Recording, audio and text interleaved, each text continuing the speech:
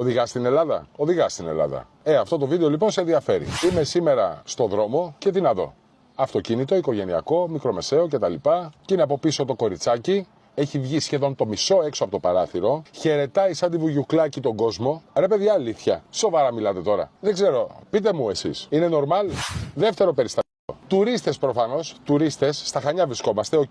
Τουρίστες προφανώς. Και είναι η συνοδηγός με την ποδάρα έτσι. Πάνω στο ταμπλό, στο μπαμπρίζ. Εντάξει, όχι ότι είναι τουρίστες. Το κάνουν και οι δικοί μας. Παιδιά, συνέλθετε. Αλήθεια όμως. Δηλαδή, δεν είναι ανάγκη να γίνει τρακάρισμα. Ένα απότομο σκληρό φρενάρισμα να γίνει, θα πάθετε ζημιά. Τρίτο περιστατικό το οποίο το βλέπω μονίμως. Υπάρχει ένα κουμπάκι εδώ, μισό να το δείξω, ένα κουμπάκι. Υπάρχει ένας μοχλός εδώ, αυτός εδώ, αυτός.